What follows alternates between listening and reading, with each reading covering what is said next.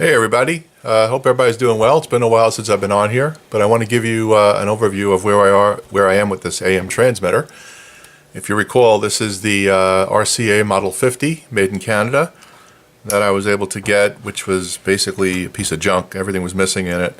And I've started to do the transition into the AM transmitter. To show you where I am on the schematic, you'll see I've accomplished a couple things here. So I've already tied the chassis to the B- rail right there, and I'll show you that in a moment. I've got the 6SA7 all connected at this point, and I have a connection to make right here to go to this 33 microfarad cap, and I've got to go through this cap here to go up to the output transformer. I've got my power section all complete up to the 47 microfarad cap. I don't have the 10K resistor in yet, and I don't have my my coil. I haven't even built it yet, quite honestly. So I'm really going with a minimal design here. I'm trying to do everything point to point. I don't want any clutter underneath the chassis, and you know, it's not the neatest work, but it's working. So let me show you what I've got, and we'll take it from there. So coming off the power section, here's the 2K resistor right here. And you'll notice I have a tube socket here. This tube socket is for this cap. It's a pair of 47 microfarads. Looks like it's been restuffed, so it's new, but it's old stock. And it does have the 8-pin connector on the bottom. And you'll see here that pin 3 and pin 5 are the positive side, and pin 1 is the negative side. Okay? Now you remember, this thing has to be isolated from the chassis. So when that's plugged in, essentially right here I'm getting my two 47 microfarad caps. So this is the 2K resistor right there, 10 watt resistor. And right now I have it tied off just to a terminal block, and I've stopped there obviously because I don't have my coil yet and I don't have this 10K resistor in yet. Actually, I had to order the 10K resistor. That's why I'm stopped there. If you look over here, this is the 0.1 cap that's tied to chassis ground from the B- rail. Right there, I've got that right on a nice terminal strip. This entire strip right here is B-. And you'll notice on the bottom of all these things I put a piece of bus wire in there and soldered it, so I've got this entire rail now. Obviously the ones that are tied to the chassis aren't connected, so that's done. Looking over here, this is the coil that I put inside the medicine bottle, and you remember I put those caps on the end of it. Well, what I did was I drove a screw through here, actually two of them, to hold it right in place underneath. And the wires that are coming out of this coil come right here, and they go to a little terminal strip right in here. This cap that you see flopping in the breeze right here is this 0.0047, which will go up to the output transformer. Everything else on this 6SA7 tube is point to point. So everything's connected to the tube socket, everything is isolated. This wire that you see right here is actually a B- ground. I've got everything connected together here. And this connection right here that you're looking at right there is actually this point right here, which connects to the rest of the circuit. Okay? So I'm essentially got the hardest part of this done. I mean, there's not much going on in this area. And connecting to the 6L6 tube, there's not a lot. So I'm pretty much in the home stretch. So once I get my 10K resistor here, and once I wind that coil, which is what I plan on doing today, I'll be able to put this thing together. Now during my last video on this, there was a question about the dial light. If you recall, I had the center tap of the 6.3 volt rail going to ground, and all of you made the very proper suggestion to remove that.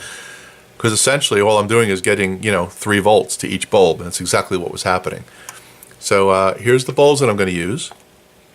I'm going to tie them directly to pins 2 and 7 of this output tube, and I'm going to isolate them from the chassis. Should be pretty simple to do, and they will be floating there, but they'll be able to light up, and you'll be able to see the dial and all that stuff once it's in the chassis, in the wooden case. So I'm going to do that. I've added the fuse right here. I've wired in the on-off switch. I've tested all that. Everything works fine. So everything is neatly tucked in the power section. And then I've got all this space here to do the output section, so I'm in great shape. And then the last thing I'm going to need to do is put an input jack somewhere here, probably in the back. I do have a hole right here, and I may put it there. Probably have to make this hole a little bit bigger, but that's probably where it's going to be. So this is coming along nice. One other thing I want to show you is these screws. So I didn't realize this, but it's hard to find these things. And these are number 6 32 1/4-inch screws. Believe it or not, they're harder to find than you think. So there's no reason to use 1/2-inch screws or something longer when you can use these things. So they are available if you need them. And then aside from that, this project is going to be pretty much complete. So so that's the update here, and I'm going to show you what else I'm working on. So let me be right back. All right, some of you may remember a couple of videos back I showed you this this Heathkit ET3300, which is a powered breadboard, and it has a 5-volt rail, a plus and a minus 12-volt rail, and it allows you to do modeling of circuits and things. And if you recall, I mentioned that I was going to replace these caps. I did test the caps. They're a little bit off, and I do see a little bit of distress on this one here. I can't imagine this thing got a lot of use, but because I want it to be something that I could use, because I do play with circuits occasionally, I'm going to swap these out. This is a Marcon cap, and this is the new one. So you can see there's quite a size difference back from when this thing was built in the 70s to today. So I am going to replace these. This is a Nishikon, so these are generally very good caps. This one again is a little bit off. It's old. I mean, that's just the way it is. So while I'm in here, I'm just going to replace it. Now you'll notice that this one is much smaller. This is a 16 volt. This is a 35 volt. So I'm going to work this way into the circuit here. They do have little pads here that the caps are resting on, so they don't vibrate, and so there's no shorting. And I'll make sure that I do the same thing. And then lastly, someone had a suggestion here about taking this power resistor out. This is the 5-volt rail, by the way, and just applying some more insulating grease in there. So I'll do that as well. So let me get started on this, and I'll come back and show you what the progress looks like. I'll be back. One thing to note, I am going to use the coil method on these. I'm not going to start disturbing this circuit board. So I'm sure all of you know how to do that. So we're not gonna show you, but basically we're gonna put that in just like that. So let me get to it. Okay, this one is in, and just want to show you. I don't know how many of you do this, but when I put caps in, I always try to put the value face up so that the next person that works on this can actually see what's in there without going crazy. I noticed when this was put together, whoever did this must have been OCD like me. But I'm going to make sure that I do that here, and that I do the same thing on all these. So let me get to it. Be back. Okay, I've got all the caps replaced, and here's something you probably don't get to see very often. So I've removed this power transistor, and you'll see that when this thing was put together, there was really no thermal compound applied to this thing at all. And there really should be on this stuff. I mean, it's only a 5-volt output here, but still there should be something on it. So I've got this tube of thermal compound, and we're going to put just a little bit on there. We're not going to get it in the holes. Just like that. We're just going to work it around. Actually, we'll take it off here. We're going to work it around, inside, all around this thing where it goes. Make sure we have good coverage, like that. You notice I have a glove on because this stuff is messy. I'll put that on like that. And then we're going to reapply the transistor, like so. Just like that. Then we're going to put the screws back in.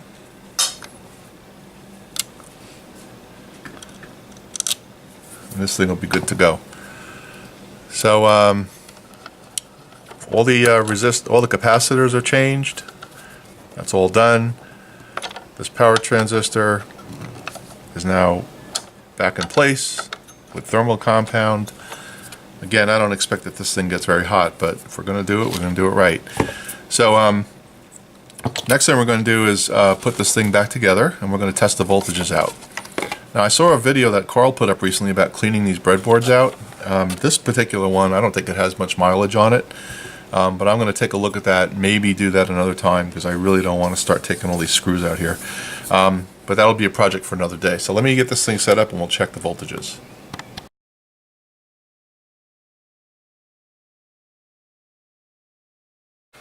Okay, we're going to turn this thing on.